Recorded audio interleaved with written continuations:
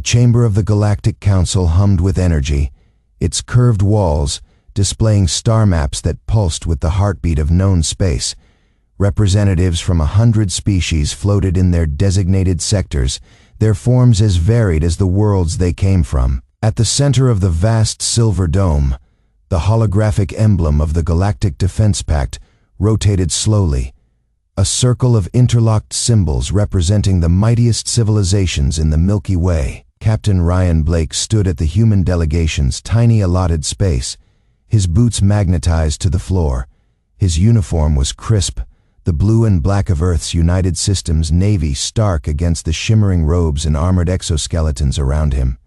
He kept his face neutral, but his fists clenched behind his back. "The matter before us is simple," boomed High Marshal Krell of the Zephyrian Dominion. His forearms spread wide, the chitinous plates of his carapace gleaming under the chamber lights. "Earth seeks admission to the Defense Pact.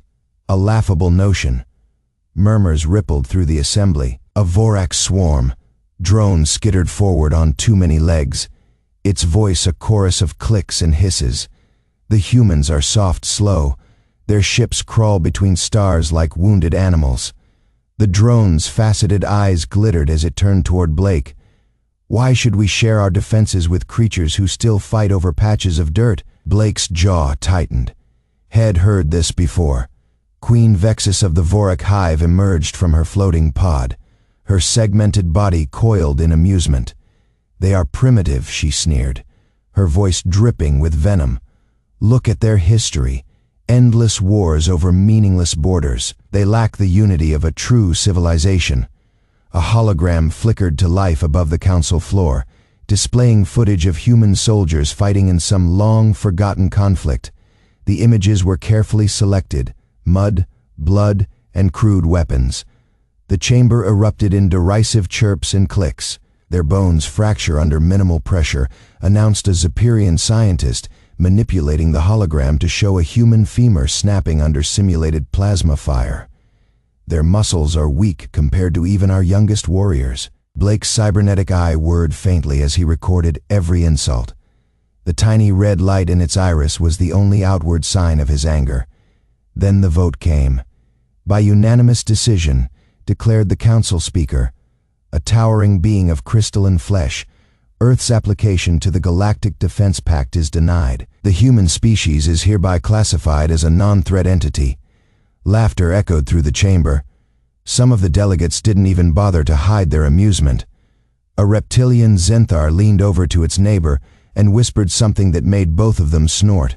Blake didn't move. High Marshal Krell strode toward him, mandibles twitching in a smirk. "Do not take it personally. Human. The galaxy is a dangerous place. Some species are simply not meant to survive it."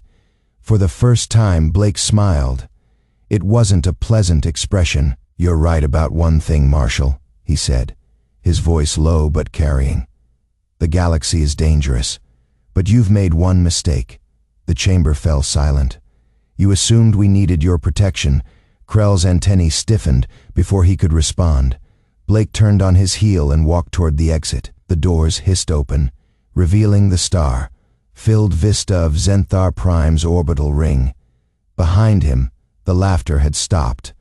The council chamber hummed with self-satisfaction as High Marshal Krell's armored fingers tapped the holographic display. "Observe," the Zephyrian commander rumbled, his triple-jointed arm sweeping across projections of human anatomy.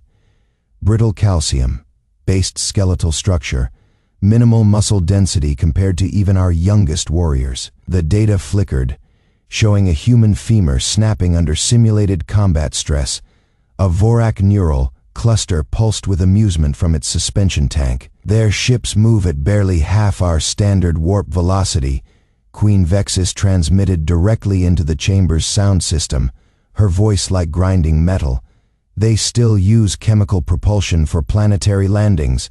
Children's toys." Captain Ryan Blake stood motionless at Earth's designated observation podium, his jaw clenched so tight his cybernetic eye whirred softly in its socket. The other ambassadors' laughter echoed through the chamber's acoustically perfect dome. Most amusing of all, Krell continued, activating another simulation, their so-called warrior ethos. The hologram showed human soldiers marching in straight lines, falling predictably under plasma fire.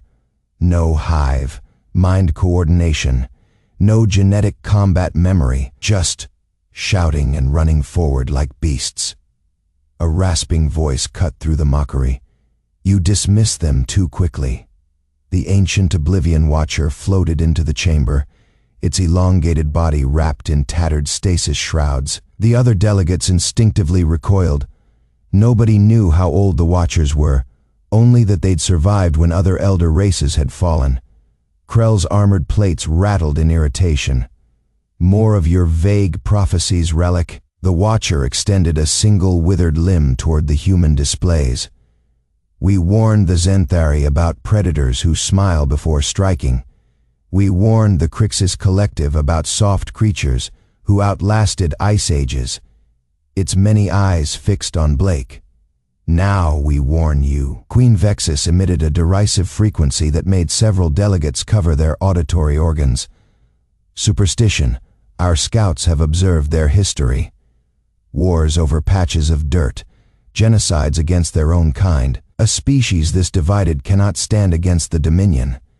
Blake's fist hit the podium with a crack that silenced the chamber. You're right about one thing, he said, his voice dangerously calm. We do fight each other constantly, and that is exactly why you should be terrified. The Watcher made a sound like dry bones shaking. The humans have a saying, it whispered. What does not kill them? Ina. Krell's plasma projector flared to life, scorching the floor between them.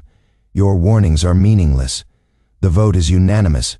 Earth will not join the Defense Pact. Their systems will remain unprotected when the Vorak expansion reaches their border. As the Council delegates turned back to their displays, Blake noticed the Watcher lingering near Earth's empty seat. Its whisper reached him alone. They will learn. Captain, all young predators must test their fangs on something dangerous before they understand. Outside the observation windows, the stars burned cold and distant. Somewhere beyond them, human ships patrolled forgotten colony worlds with outdated weapons and patched hulls. Blake allowed himself a small, grim smile as he tapped the encrypted channel to the Defiance. The message was simple. They took the bait.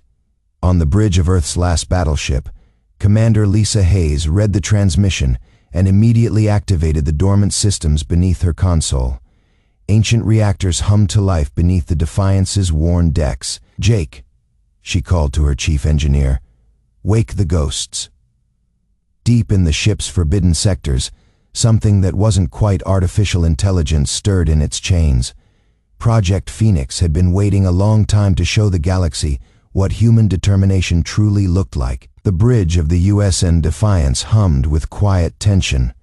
Captain Ryan Blake stood motionless before the main view screen, his cybernetic eye whirring softly as it zoomed in on the flickering Galactic Council transmission. The feed showed the Zephyrian High Marshal laughing as the vote tally appeared. Earth's petition for Defense Pact membership rejected by unanimous decision. Behind him, Commander Lisa Hayes slammed her fist against a console. Those arrogant bastards, her dark eyes burned with barely contained fury. They're signing our death warrant and calling it mercy. Jake Morrison crawled out from beneath the engineering station, grease smeared across his face. Hey Captain, you seeing this? They're broadcasting our specs across the whole damn galaxy now. He held up a cracked tablet displaying Zephyrian tactical assessments, human ships marked in red with flashing low-threat icons. Blake didn't move. His real eyes stayed locked on the screen where Vorak Queen Vexus was now speaking, her chitinous mouthparts clicking with amusement.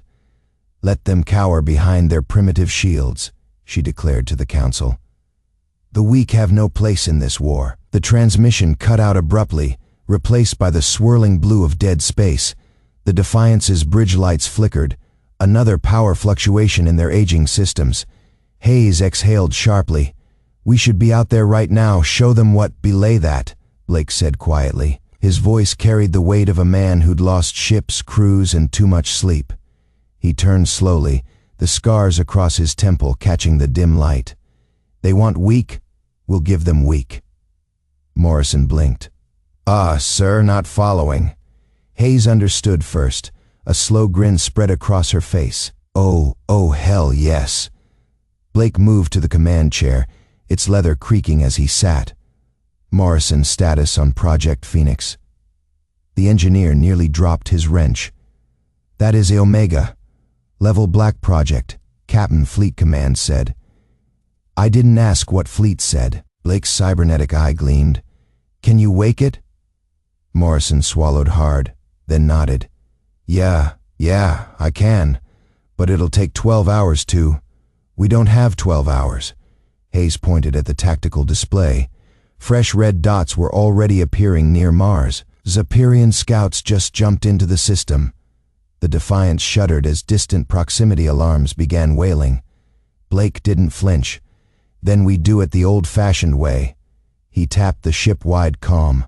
All hands, battle stations. Morrison, get to engineering and start hot-wiring everything. Not bolted down.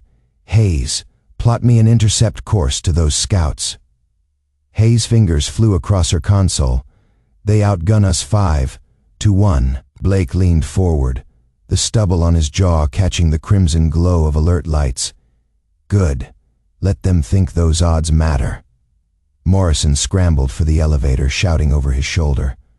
What about Earth Command? Shouldn't we? Earth Command's busy praying the Council changes its mind. Blake's smile didn't reach his eyes. We're done praying. As the battle klaxons wailed, the Defiance's ancient engines roared to life. Somewhere in the ship's bowels, a tattered Earth flag fluttered in the sudden acceleration, its stars still visible through the burn marks and bullet holes. The alarms blared across the UESN Defiance's bridge, red lights painting the crew's faces in stark relief. Captain Ryan Blake's cybernetic eye whirred as it zoomed in on the tactical display. Dozens of red dots blinked into existence near Mars. Report, Blake growled, his knuckles white around the armrests of his command chair. Commander Lisa Hayes didn't look up from her console. Zephyrian signatures, 6 dreadnoughts, 12 cruisers, and the display flickered. Oh hell, they just jumped in another wave. A hologram of Mars flickered above the holotable. Tiny green dots, human defense platforms, winked out one by one as crimson beams lanced across the void. Jake Morrison cursed from the engineering station. They're hitting the orbital docks first. Atlantica was still refueling. The comms officer's voice cracked. Sir, Atlantica is... A white flash filled the screen.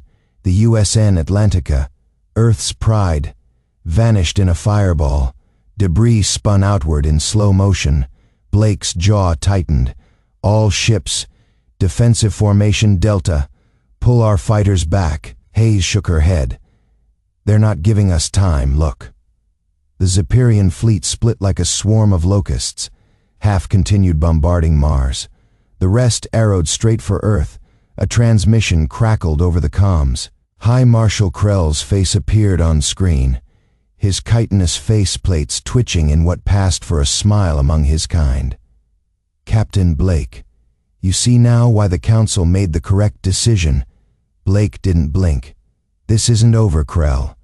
The Zephyrian's mandibles clacked. It was over before it began. The screen went dark. Hayes swore under her breath. Sir, we've got Vorak signatures incoming. They're hitting Luna Station.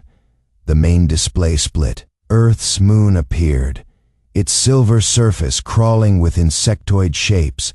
Vorak swarm ships, each carrying thousands of warriors. Morrison slammed his fist on the console.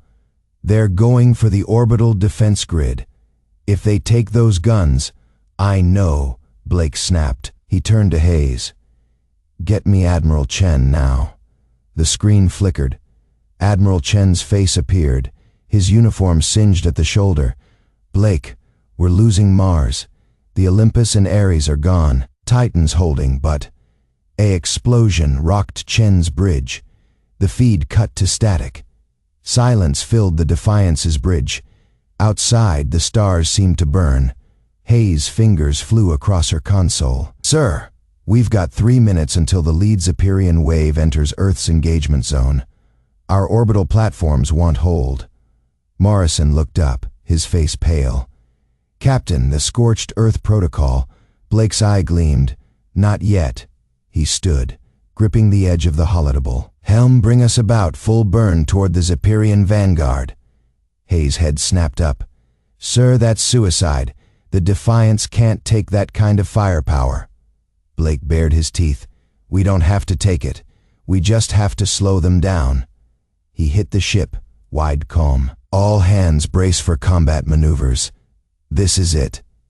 The Defiance's engines roared as the aging warship turned toward the incoming storm. Behind them, Earth's blue marble hung in the black, its cities glowing like embers in the night. The first Zephyrian plasma volley lit up the void. The Defiance shuddered but held. Blake never flinched. All batteries return fire. Space burned. The bridge of the UESN Defiance shook as another plasma volley rocked the hull.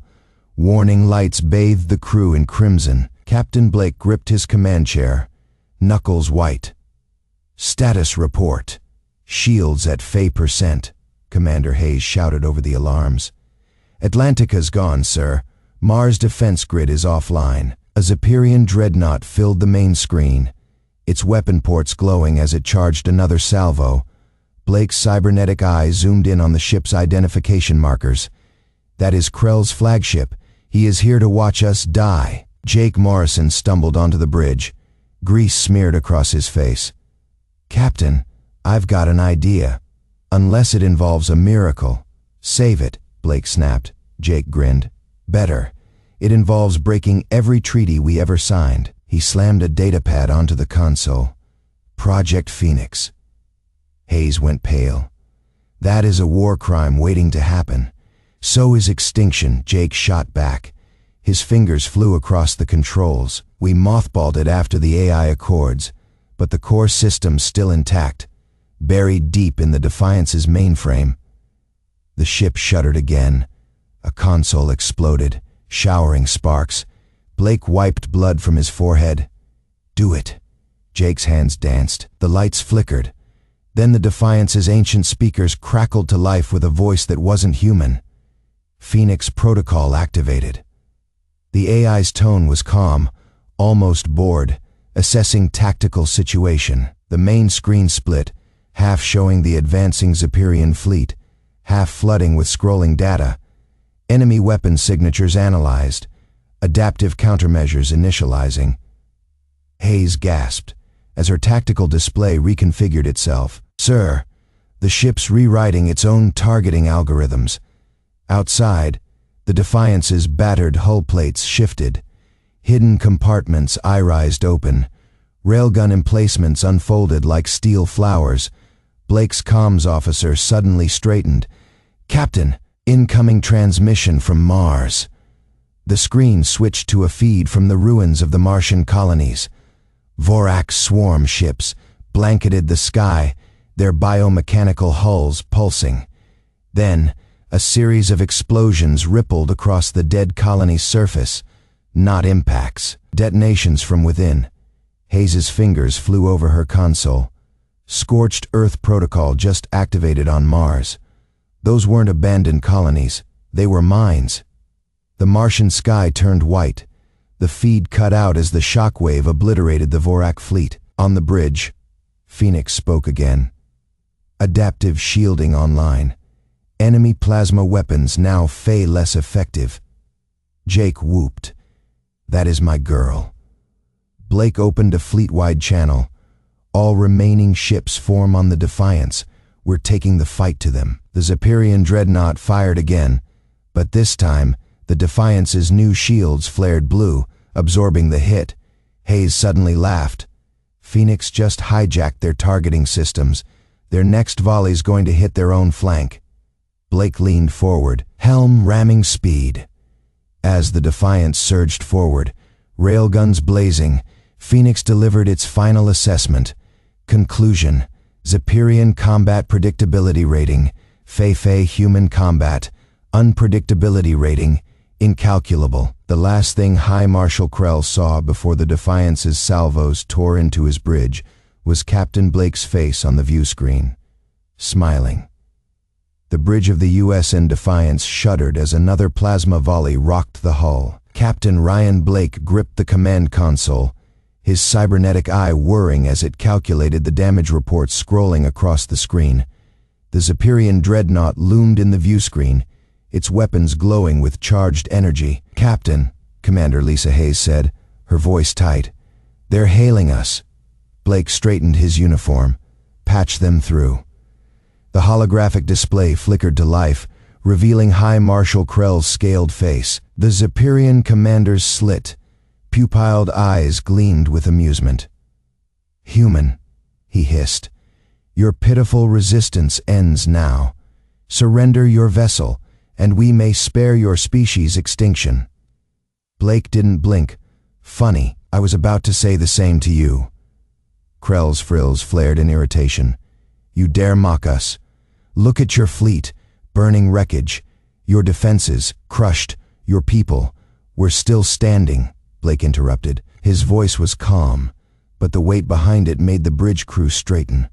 "You called us weak, but weakness breaks before it bends in humanity." He leaned forward. "We don't break," Krell snarled. "Your defiance is meaningless. You have no weapons left, no reinforcements, no hope." Lisa Hayes stepped forward, her fingers dancing across her tactical display. "You should have read our history, Marshal. We invented war." A new alert blared across the Defiance's systems. Jake Morrison's voice crackled over the comms. "Phoenix is online, Captain, and she is pissed." Blake allowed himself a slow, dangerous smile. "You wanted to see human weakness, Krell. Too bad. You're about to see what happens when we stop holding back." The transmission cut abruptly as the Defiance's hull plates shifted, revealing rows of hidden railgun ports. Energy readings spiked across the Zepyrian fleet's sensors. Krell's voice returned, this time laced with something unfamiliar, doubt. "What trickery is this?" "No trick," Blake said. "Just a lesson." He turned to Hayes. "Open fleet, wide channel." The comms hissed to life, broadcasting across every human and alien frequency. Blake's voice echoed through the void, clear and unshaken. "To the Galactic Council, to the Zepyrian Dominion, to the Vorak Hive. Listen well. You thought we were prey. You thought we would kneel." His fist clenched. "You were wrong." A beat of silence. Then, across the battlefield, human ships, broken, burning, outnumbered, flickered back to life. Their systems rerouted, their weapons recharged, their crews, bloodied but unbowed, stood ready. Lisa Hayes locked onto the Zepyrian dreadnought. "Target acquired." Blake's final words were soft, but they carried the weight of 1,000 years of human defiance. "Open fire." The bridge of the Defiance shook as another plasma volley rocked the hull. Captain Blake gripped his command chair, his cybernetic eye flickering with damage reports. "Status." "Shields at Faye," Commander Hayes shouted over the alarms. "Port thrusters are gone. We've got 3 Zepyrian cruisers moving to flank us." Jake Morrison's hands flew across the engineering console. "I can give you one last surprise," he muttered. "Project Phoenix is online." Blake's lips curled into a grin. "Do it." A deep hum vibrated through the ship as ancient systems flared to life. The Defiance's battered hull plates shifted, revealing rows of hidden railgun ports. Alien targeting systems screamed as the human warship reconfigured itself mid-battle. "Lock on to the lead cruiser," Blake ordered. Hayes' fingers danced across her console. "Target acquired. Firing solution ready. Send them a message." The Defiance's railguns roared. Magnetic accelerators hurled tungsten slugs at relativistic speeds. The first Zepyrian cruiser's shields shattered like glass.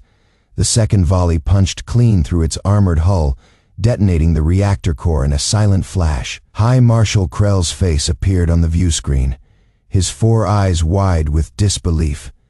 "Impossible. Your weapons shouldn't." Blake leaned forward. "Welcome to human engineering, Marshal. We've been holding back." Across the battlefield, human ships began adapting. The USN Vanguard, its engines crippled, spun wildly, then fired its entire missile payload into a Vorak swarm ship at point blank range. The USN Titan, missing half its hull, rammed a Zepyrian destroyer, both vessels vanishing in a fireball. Jake whooped as his console lit up. "Got it. I've hacked their command frequency." Hayes didn't hesitate. Scorched Earth protocol is go. On Mars, abandoned colony reactors overloaded simultaneously. The Vorak fleet, hovering triumphantly over the red planet, had just enough time to register the radiation spikes before the entire Martian surface erupted in a chain reaction of nuclear fire. Queen Vex's scream echoed across comms as her swarm ships vaporized. Blake opened a fleet. Wide channel. "All ships, this is the Defiance. Hit them with everything you've got. No retreat, no surrender." A Marine corporal aboard the USN Atlas grinned as he locked his magnetic boots to a Vorak boarding pod. "You bugs ever heard of close quarters?" His combat knife flashed as the alien warriors poured out. In orbit over Earth, the tide turned. Human fighters, outnumbered and outgunned, began fighting like demons. A Zepyrian dreadnought found itself swarmed by boarding parties. Human Marines cutting through bulkheads with plasma torches, tossing grenades into engine rooms. Jake's fingers flew across his console, got control of one of their cruisers, redirecting weapons now. A captured Zepyrian warship turned its guns on its own fleet, unleashing hell. Alien commanders stared in horror as their perfect formation collapsed into chaos. The Defiance shuddered as another blast rocked it. "Direct hit to Deck 7, Hayes reported. "We're losing atmosphere." Blake didn't flinch. "Set course for the Vorak Hive. Ship, full speed." Hayes' eyes widened. "Sir, that is suicide." "Not if we time it right." Blake turned to Jake. "Can you overload our core on impact?" Jake grinned. "I can make it sing." The Defiance surged forward, its battered frame groaning. The massive Vorak Hive ship loomed ahead, its organic hull pulsing with sickly light. Alien weapons fire streaked past as the human warship closed the distance. "Brace for impact," Blake roared. The Defiance plowed into the Hive, ship's heart, its reinforced prow tearing through chitinous armor. Jake's final command sent a surge of power through the dying ship's core. For one brilliant moment, the Defiance shone like a star. Then the explosion ripped the Hive, ship apart from within.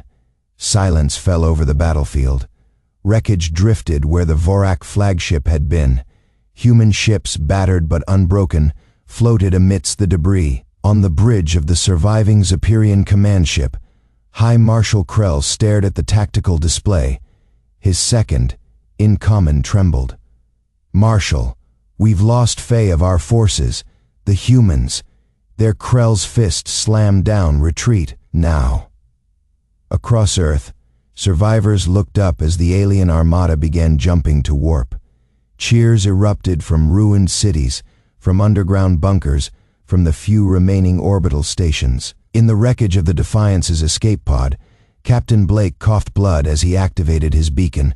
Somewhere in the void, new warp signatures flickered to life. Hundreds of them, reinforcements from the outer colonies, answering Earth's call. Blake smiled as the first human battleships blinked into view. The fight wasn't over. It had only just begun. The Galactic Council chamber fell silent. The holographic feeds flickered with the last images of burning Vorak Hive, ships tumbling into Earth's atmosphere. High Marshal Krell's mandibles twitched, his four hands gripping the edge of the observation platform until the metal groaned. Queen Vex's swarm. Song had turned into a shrill, panicked screech. Impossible. Their ships were scrap, their weapons outdated. On the main display, Captain Ryan Blake's face filled the screen. His cybernetic eye glowed crimson, his uniform torn and smeared with soot. Behind him, the bridge of the Defiance buzzed with activity, Human crew shouting coordinates, weapons firing, alarms blaring. "You wanted to see human weakness," Blake said, his voice rough. "Now you've seen human resolve." The transmission cut. The Council's star maps flickered again, this time showing new signatures blinking into existence at the edge of the Sol system. Dozens, hundreds. "Reinforcements?" Krell hissed. A junior Zephyrian tactician stammered. "Scans confirm. Human design colonial militia, outer system patrol craft, even civilian freighters retrofitted with weapons." Vex's carapace rattled. "They were hiding these?" "No," came a new voice. The projection of an Oblivion Watcher materialized, a ghostly figure wrapped in tattered holographic robes. "They were building them.